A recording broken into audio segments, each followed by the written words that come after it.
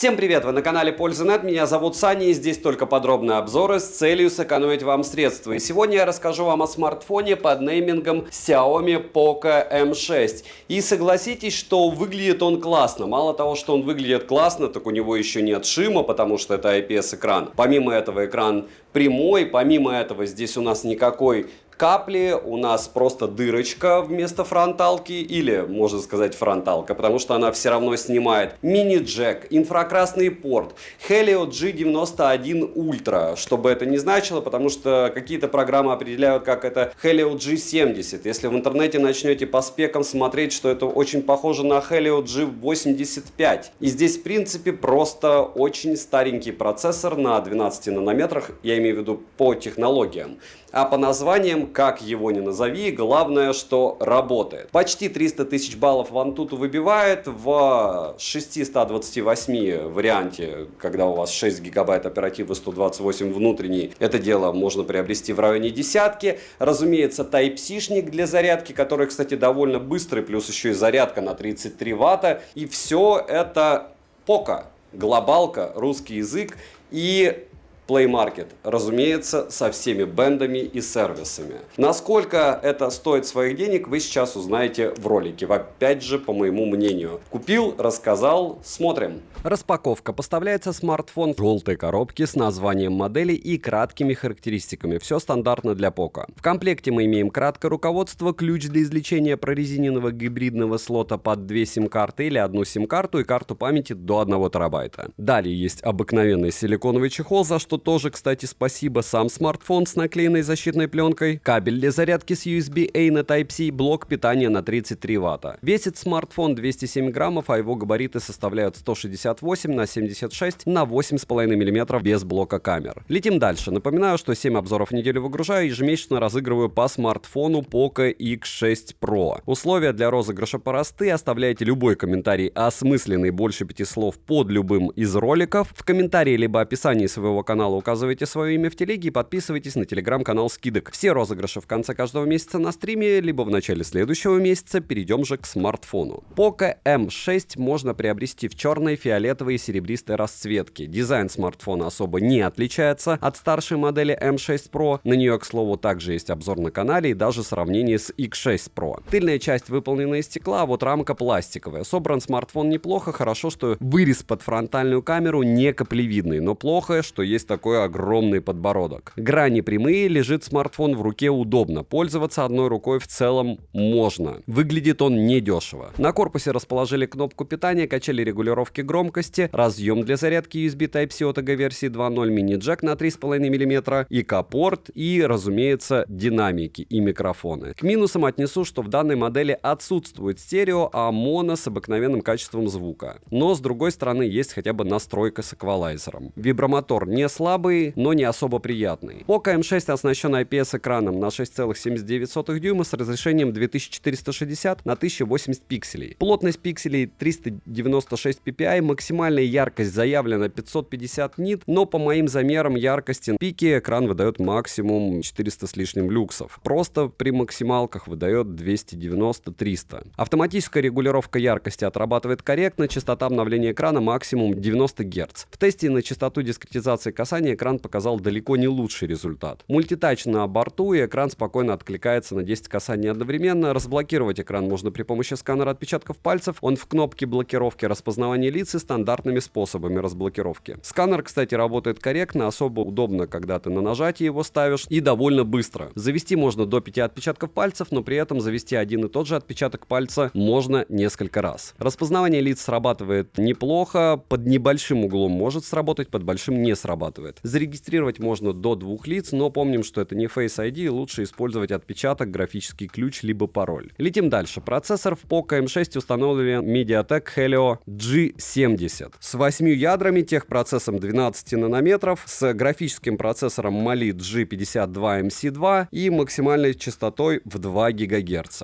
Оперативная память LPDDR4X на выбор 6 или 8 ГБ, и самая печаль — это внутренняя память супермедленная eMMC версии 5 5.1 на 128 гигабайт или 256 гигабайт. Интерфейс HyperOS на базе Android 14 версии. По связи есть поддержка Wi-Fi 5 серии, поддержка 4G сетей со всеми бендами и ниже. Запись разговора без уведомления собеседника о начале записи, разумеется, отсутствует, потому что это глобалочка. Пока ни глобалками не бывают. 5G смартфон не поддерживает, связь смартфон ловит хорошо. Датчик приближения здесь стоит физически по моим тестам. Bluetooth версии 5.4, аудиокодеков на борту достаточно. На экране вы можете наблюдать список кодеков. NFC-модуль в наличии. На данный момент можно устанавливать МРП и оплачивать покупки NFC-модулем. GPS-тест показывает точность иногда в 1 метр, но в основном 2. Насчет датчика приближения, может он и виртуальный, но работает на 100% как физический. Разбирать смартфон я не стал. Емкость аккумулятора 5030 мАч. Смарт поддерживает быструю зарядку до 33 Вт. Заряжается в среднем от 0 до сотки за 1 час. В PC-марке смарт выдал ультра скромные 6 часов 26 минут на 90 Гц. И это, как вы понимаете, очень даже плохо. За 1 час просмотра видео на YouTube уходит рандомно, иногда даже 7% заряда. За 1 час в играх смартфон поедает в среднем 24%. И проблема в том, что даже в PUBG Lite вы сможете играть комфортно только минут 6. Через 6 минут начинает потихонечку отваливаться тач. Через 7 минут начинает сбрасываться яркость с этих бедных 300 люксов до 160 до 200. И играть абсолютно бесконечно некомфортно. То есть и по автономности здесь не фонтан, и по способностям. Можно во всякие Лиги Легенд играть, еще что-то подобное. Но даже в этом смарт будет греться и разогреваться до 40 градусов, что очень плохо, меньше чем через 10 минут. Так что желательно не играем, если не хотите отвал процессора. Перейдем к тестам. Тротлинг-тест проходит смартфон с минимальным значением 167 гипсов минимально, 176 гипсов максимально и в среднем 173 гипса на 100 потоках при 60 минутах. Сколько он выбивает в Geekbench, Antutu и остальных прелестях вы видите на экране, но особое внимание обратите на storage тест у Antutu. Здесь все ультра плохо. Почему? Потому что на памяти они сэкономили, на процессоре сэкономили. Переходим к камерам. Xiaomi Poco M6 имеет основной сенсор Samsung HM6 на 108 мегапикселей с апертурой 1.8. Циферки неплохие. Цифровым стабом и максимальным разрешением для видеосъемки 1080p 30 fps. Макро на 2 мегапикселя, затычка с апертурой 2.4, фронталка на 13 мегапикселей с апертурой 2.45 и максимальным разрешением для съемки 1080p 30 fps. Короткие примеры, как всегда, вы, разумеется, сейчас увидите.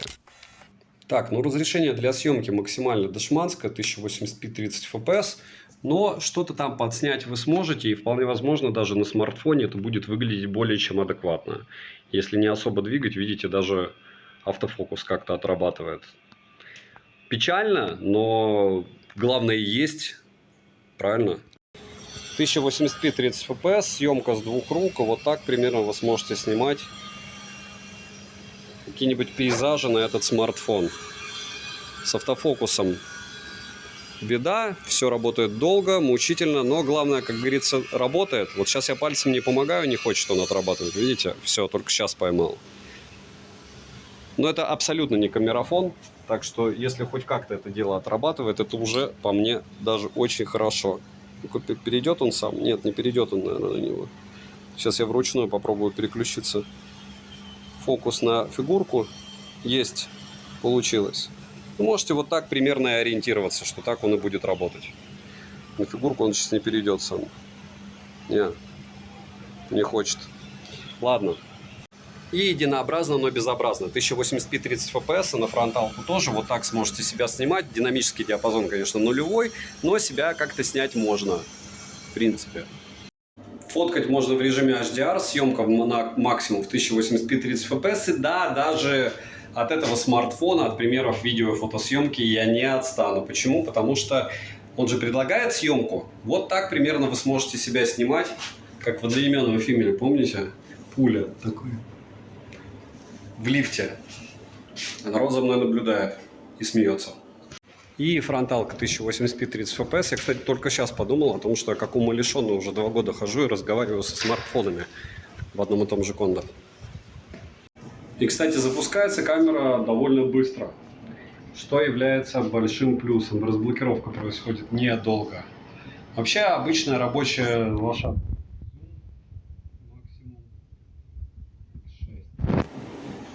Теперь мы знаем, какой максимальный зум у видео. 1080p 30 fps, съемка с двух рук, ночь.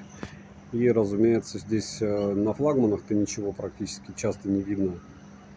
А на подобном устройстве и подавно будут блямбы только световые. Но, с другой стороны, можете оценить, насколько он хорошо может ночью попытаться снимать.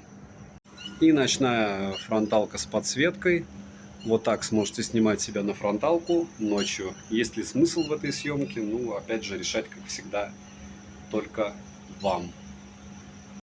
Еще немного видео в условиях низкой освещенности. Какой-то один сплошной ролик из лифта, да? Меня, кстати, продолжают эти Huawei-овские продавцы атаковать в чате в личном. Народу все советуют, покупайте, покупайте. Я Puro 70, получается, Pro купил за 65, Puro 70 Ultra за 92, продаю сейчас за 82. И, ну, ваше право, что хотите покупать и продавать. Поковский смарт пока оставляет хорошие впечатления, потому что вроде все работает.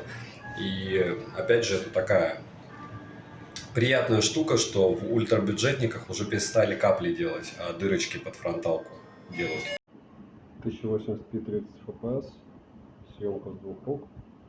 1080p 30 fps, еще немного съемки, растений и резко за окно. Опа, растения за окно. И вот если снимать через грязное окно всякие виды, ну, конечно, да, съемка такая себе с одной стороны, с другой стороны, если брать этот смарт и аккуратно что-то снимать, ну, это достаточно информативная картинка, чтобы понять, что это. Еще немного дневного видео, совсем слегка. Минусы. Тип внутренней памяти, процессор, монозвук. И цены можете посмотреть по ссылке в описании к видео. Разумеется, подобные вещи покупаются только на лютых распродажах. Плюс подобных вещей у ультрабюджетников на всяких наших российских площадках цифровых можно очень часто приобрести это дело выгодно. Потому что ультрабюджетки покупать не любят, но об этом в конце, почему их не любят. Не забудьте подписаться на телеграм-канал скидок взаимопомощи и мой личный телеграм-канал по ссылкам в описании. Там много всего полезного. Если брать такие бюджетники, ультрабюджетники, которые до десятки, то нужно просто смотреть, что на распродаже. Потому что иногда всякие Realme версии C супер дешевые. Иногда даже Samsung A15. И вы просто мониторите маркетплейсы и решаете для себя, что лучше. Если говорить про эту конкретную штуковину, то здесь обертка-то неплохая. И вроде бы все есть, ну ладно, там стерео нет, но за эти деньги какие к нему претензии? А претензия только одна, это тип внутренней памяти. То есть если с этим типом внутренней памяти есть варианты и подешевле, потому что все слишком близко. Плюс не особо высокая яркость, плавающий ценник. И, повторяюсь, если вы фанат Xiaomi, то можно брать. Но понимаете, что все будет при любом раскладе тормозить. Меньше 300 тысяч баллов в Antutu, это значит, что операционная система у вас будет лагать. Если говорить про игры, разумеется, игры нулевые. Если говорить про всякие разблокировки, датчики приближения, то отработал смартфон хорошо. И кратко, как ультрабюджетник, цвет, блеск, красота, опять же, все зависит от ценника. То есть датчик приближения работает, как звонилка использовать можно, GPS есть, NFC есть, чего еще надо. И по большому счету ПО здесь абсолютно адекватное, притом и глобальное. Если делать еще обзоры на ультрабюджетники, пишите. В перспективе у нас Oppo K12, который мало кому нужен, но многим будет интересен. Realme GT6, который я сравню с Pixel 8a. Oppo Reno 12 Pro, который 1 из миллиона человек в России вообще купит, то вряд ли. Но железки интересные. Нужно понимать весь рынок для того, чтобы делать какие-то выводы. Я так считаю, я думаю, вы считаете так же, если вы смотрите обзор на подобного рода девайс. Своих денег он однозначно стоит в те деньги, что я его брал, но больше десятки я бы за него однозначно не отдавал, потому что иногда, как мы помним, Poco M6 Pro скидывают за 12,5, а это уже совсем другой девайс. Подписывайтесь на канал с колоколом, огромное спасибо за просмотр, добра и удачи вам, дорогие друзья!